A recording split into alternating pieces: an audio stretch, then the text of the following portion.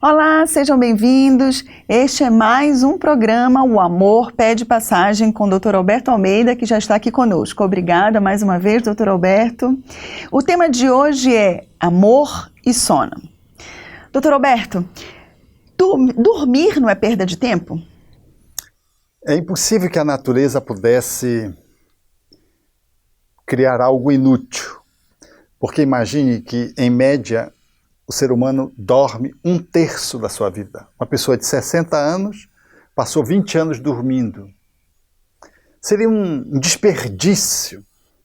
É por isso que os materialistas, que olham a vida só da matéria e não mergulham na transcendência que o sono envolve, também acham que o sono é algo que não combina com a natureza e não combina com a divindade que eles negam, os ateístas. Mas, na verdade, o sono é o espaço reparador para o corpo. A máquina fisiológica precisa do sono tanto quanto o ser humano precisa do trabalho. São duas leis da natureza que não devem competir, e sim cooperarem e combinarem entre si. Porque se eu só trabalhar e não repousar, não dormir direito, eu adoeço. Se eu só dormir e não trabalhar, é doença também. As duas manifestações da ação, do trabalho e do repouso pelo sono são duas leis da natureza que entretecem uma combinação de equilíbrio.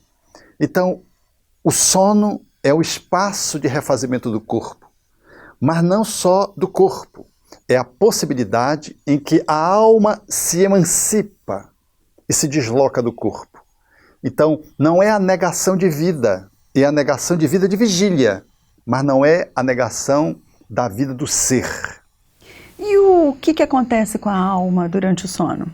Habitualmente, durante o sono, o espírito se desconecta do corpo e fica justaposto ao corpo. Enquanto o corpo se refaz, a alma, ao lado do corpo, psiquicamente, entra em ação, o que vai revelar os sonhos, e desconecta-se mais amplamente, se distanciando do corpo e tendo vivências espirituais, que os espíritos chamaram de emancipação da alma. É um fenômeno similar à desencarnação. Quando dormimos, brincamos de morrer, a natureza nos ensejou esse treino para a morte. O corpo entra no estado de vida vegetativa e a alma, que é o princípio inteligente, emancipa-se e tem experiências reais fora do corpo, experimentando, portanto, ação, vida pujante na sua emancipação enquanto o corpo se refaz. Após o sono, ela retoma o corpo e o indivíduo volta à vida no estado de vida consciente, dentro do seu vestuário, dentro do seu corpo, quando ele desperta. E como é que a gente pode aproveitar esse período do sono? Qual a melhor forma que a gente deve aproveitar? Dar ao corpo a possibilidade de um aconchego. O sono, em sendo parte da lei da natureza, ele precisa de uma boa acomodação, a fim de que a pessoa possa fazer um sono profundo, não aquele sono interrompido, cansativo, em que a pessoa não consegue se refazer, muito comum nos estados em que a pessoa sofre algum distúrbio do sono e não consegue se refazer durante o sono.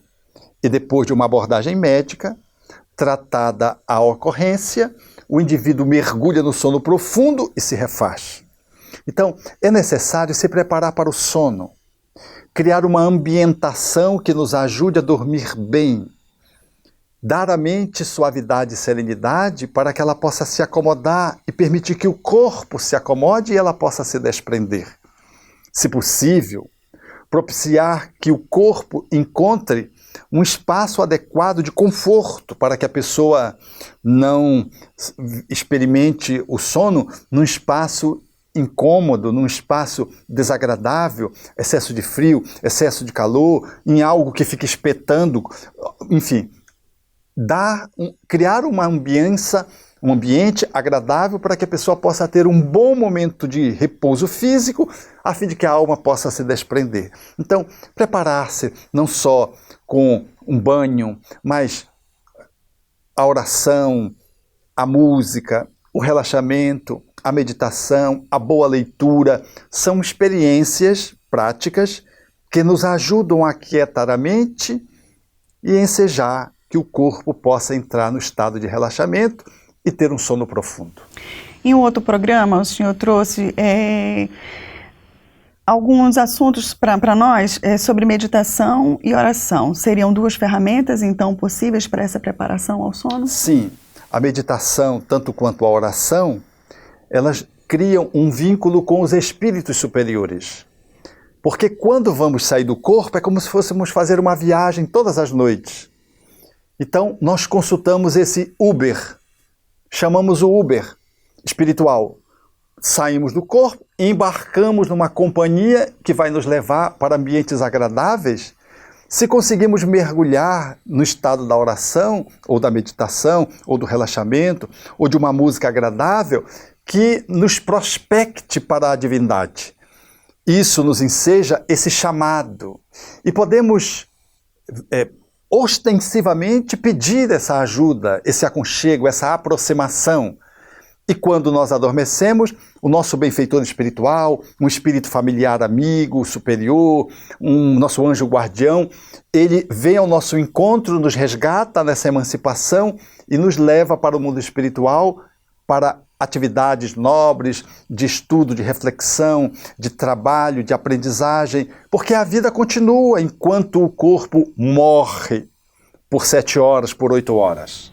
Certo, nós vamos pedir para o senhor segurar um pouquinho, vamos ao intervalo e já voltamos para o próximo bloco.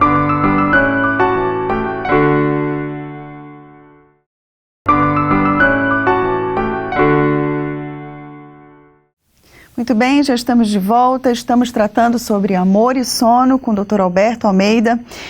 Então, Dr. Alberto, quando se dorme muito e se desperta cansado, há algo de espiritual nisso? Pode ser que sim, pode ser que não. Às vezes se dorme muito porque se bebeu, tomou uma substância medicamentosa ou não. E o adormecimento demorado nos suscita um despertar de ressaca. O organismo ainda está metabolizando as substâncias ingeridas. A pessoa desperta de um longo sono, mas não está bem. Às vezes, ela adormece e vai para lugares espirituais não agradáveis.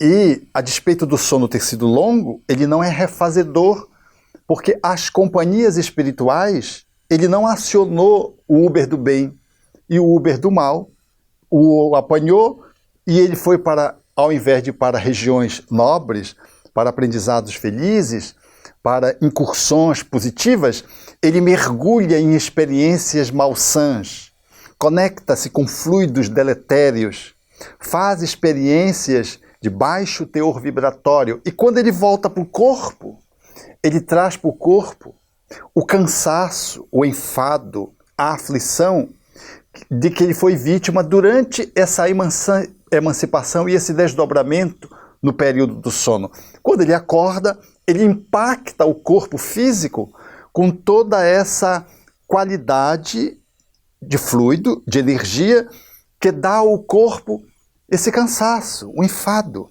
Ele dormiu, mas parece que não dormiu, ou seja, ele teve um mau sono, teve uma má companhia, ou teve uma condição fisiológica, uma doença ou substâncias que o impediram que ele pudesse fazer, por exemplo, um repouso gratificante. Ou então ele tem uma doença do sono, uma narcolepsia, dorme muito, mas se refaz muito pouco.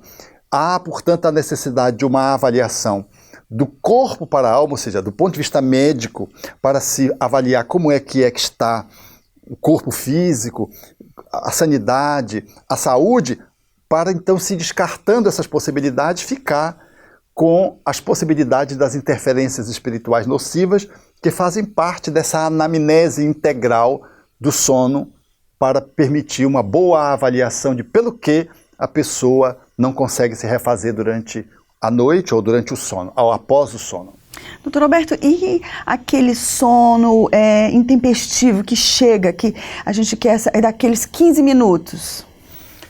A máquina, ela precisa de alguns repousos quando ela entra em exaustão. Muito comum, por exemplo, nas pessoas ansiosas. As pessoas ansiosas, elas são muito ativas, vão para lá, vão para lá, mas se elas sentarem para ouvir uma palestra, ver um filme, assistir um programa de televisão, elas dão aquela dormidinha, até na peça de teatro, elas dão aquela dormidinha daqueles 5, 10 minutos e se refazem. É porque elas estão toxicamente mobilizadas, intensamente mobilizadas. Qualquer parada leva a um relaxamento e o cérebro, então, requisita um período de sono a fim de que ele possa se recompor parcialmente. São pessoas, portanto, que vivem essas experiências e que necessitam de sonos curtos. Na verdade, nós entramos nesses estados de apagamento várias vezes durante o dia, sem que a gente adormeça profundamente. Às vezes nós ficamos em si mesmado, olhando longe.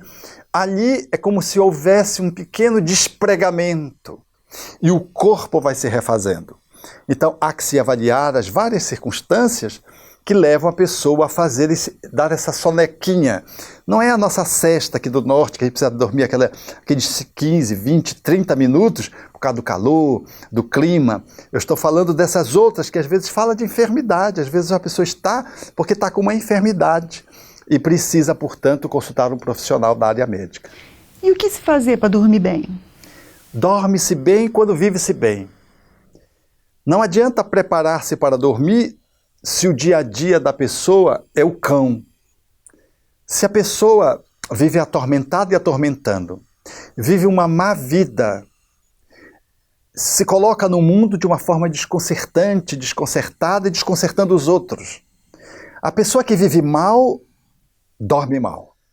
A pessoa que está em paz da consciência, quando deita, tem um bom sono. Diz-se, portanto, que os travesseiros são bons conselheiros, só para as pessoas que estão aclimatadas ao bem, porque elas adormecem, fazem um desprendimento e têm inspirações dos espíritos superiores, confabulações, contactos, e quando elas voltam com ideias brilhantes, com soluções para os problemas, como se, entre aspas, o travesseiro pudesse tê-la aconselhado. Dormir bem é uma escolha de alguém que vive o bem. Repousar bem é alguém que pôde viver o belo, o bom, o nobre. É que nem morrer. Morre bem quem viveu a vida bem. Não é quem faz uma celebração antes da morte e recebe, por exemplo, um aconchego. E a pessoa, por isso, não vai ficar bem depois da morte. Ela pode dar uma melhoradinha. Mas o ideal mesmo, alguém que se quer preparar para a morte ou para o sono, é poder qualificar o seu dia a dia e poder viver o bem nas suas possibilidades variadas, para que quando ela chegue às proximidades do sono, ela faça aquele pequeno preparo e faça então uma emancipação luminosa, um desprendimento favorável e o refazimento do corpo, e quando a alma volta, ela volta retemperada, impactando o corpo positivamente. Ou seja, amor e sono, se preparar bem para o sono é amar-se melhor. Quanto mais se ama, melhor se vive no estado de vigília e no estado em que o corpo está dormindo. Porque a alma está ativa durante o sono e pode experimentar encontros ou desencontros, se amou ou se desamou. Obrigada, doutor Alberto, por estar conosco em mais esse programa. Obrigada a você também por ter estado conosco.